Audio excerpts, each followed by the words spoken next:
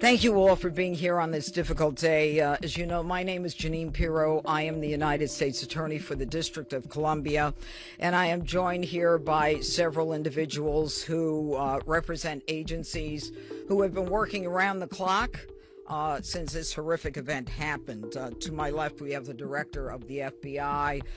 We have General Leland Blanchard of the National Guard. Mayor Bowser is here as well. We have Frank Saldana of the DEA, Chris Hecht of DHS, Executive Assistant Chief Jeffrey Carroll of the MPD, Darren Cox of the Washington FBI Field Office, and a Special Agent in Charge, Samuel Ward of the ATF in Washington. Now, I want to provide you with an update on the tragic shooting that occurred on two brave members of the West Virginia National Guard as they served in Washington, D.C. Unfortunately, today, as most families join together to give thanks for the blessings that have been bestowed upon them, two families are shattered and destroyed and torn apart as a result of the actions of one man.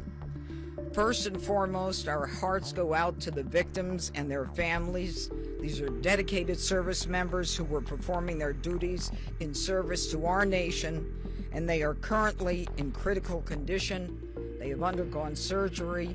We pray for their well-being as they continue to be cared for in the best possible way.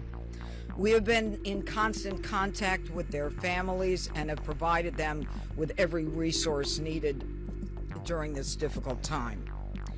The two National Guardsmen that we're talking about are Sarah Beckstrom, who's 20 years old, and Andrew Wolfe, who is 24 years old. They were uniformed members of the West Virginia National Guard, and they were in D.C. to keep D.C. safe, pursuant to President Trump's executive order to make D.C. safe and beautiful. They answered the call, they took the charge, they volunteered, they put their lives on the line for people they don't even know. And that, unfortunately, is becoming a reality more and more for the members of law enforcement.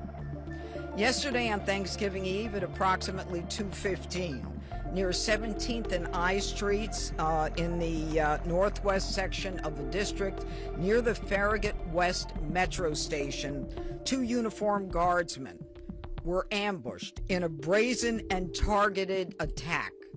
A lone gunman opened fire without provocation, ambush style, armed with a .357 Smith & Wesson revolver. One guardsman is struck, goes down, and then the shooter leans over and strikes the guardsman again. Another guardsman is struck several times.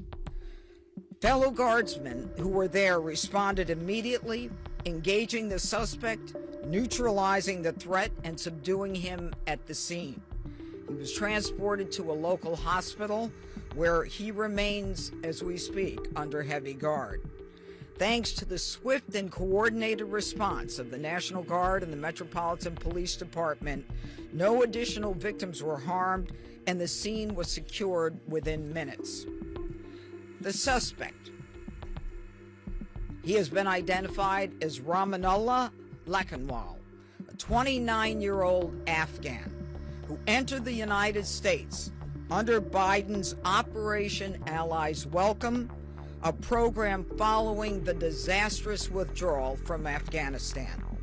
He resided in Bellingham, Washington with his wife and, we believe, 5 children.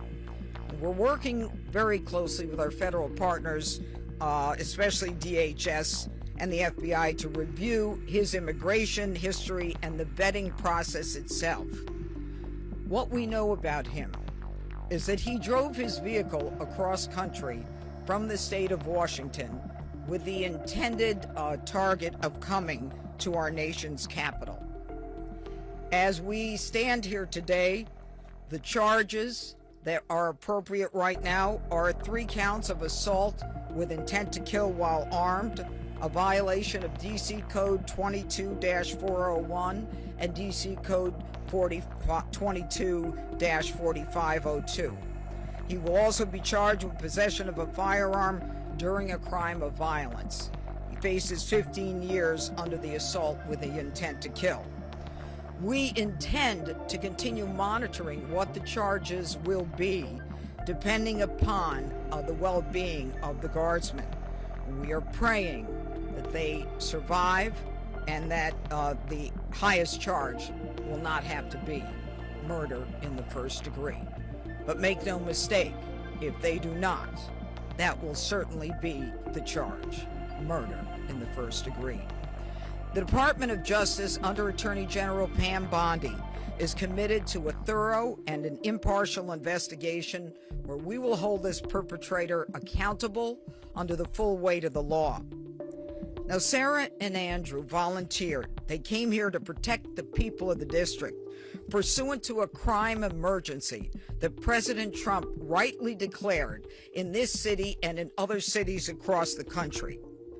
Our nation's capital should not and must not be a place where evil comes to commit violence, whatever their cause or motive may be. We should not have to live in fear in the nation's capital, especially by one who came here from a foreign country. Through a process that was so absurd that he came through and released into this country, as many were, knowing virtually nothing about his vetting. This is what happens in this country when people are allowed in who are not properly vetted.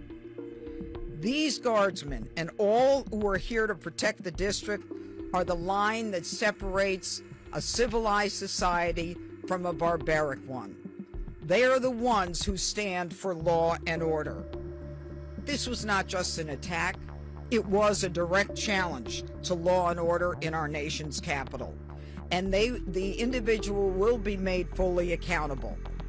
And though it seems that we have been here before under President Trump, make no mistake, and the Attorney General, we will not allow this to be normalized. It will be confronted, condemned, and prosecuted to the full extent of the law.